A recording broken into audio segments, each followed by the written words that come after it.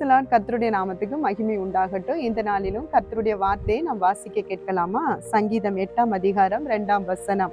பகைங்கனையும் பழிக்காரனையும் அடக்கி போட தேவரீர் உம்முடைய சத்துருக்களின் நிமித்தம் குழந்தைகள் பாலகர் வாயினால் பெலன் உண்டு பண்ணினீர் என்பதாக. ஆம் தேவ பிள்ளைகளே, இன்றைக்கு நமக்குள்ள இருக்கிற பொக்கிஷம், நமக்குள்ள இருக்கிற ஆண்டவராகிய இயேசு கிறிஸ்து என்ன செய்யறாரு தெரியுமா? நம்ம வாயில பாட்டை கொண்டுட்டு வராருங்க, துதிய கொண்டுட்டு வராரு. அப்படி துதிக்க துதிக்க துதிக்க அவரை பாட பாட பாட ஆட்டோமேட்டிக்கா ஆண்டவருடைய பிள்ளைங்க என்ன ஆயிடுறாங்கன்னா பலன் அடைகிறாங்க. பாருங்க, அததான் இந்த வசனத்துல சொல்லுகிறது.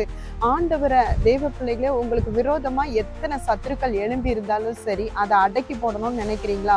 ஒண்ணுமே இல்லை. ஆண்டவரை துதிச்சு பாடி பாருங்க, ஆண்டவரை மகிமைப்படுத்தி பாருங்க.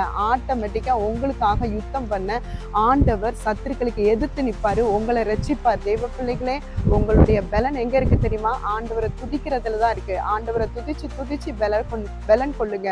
கர்த்தர் உங்களை ஆசீர்வதிப்பார். ஜெபம். எங்களை அதிகமாய் நேசித்து வழி நடத்துவதற்கு எங்கள் அன்பின் பரலோக பிதாவே, எங்கள் வாயிலே பலனை தந்தீரே, உமக்கு ஸ்தோத்திரம். இயேசுவின் நாமத்தில் நல்ல பிதாவே, ஆமென். God bless you.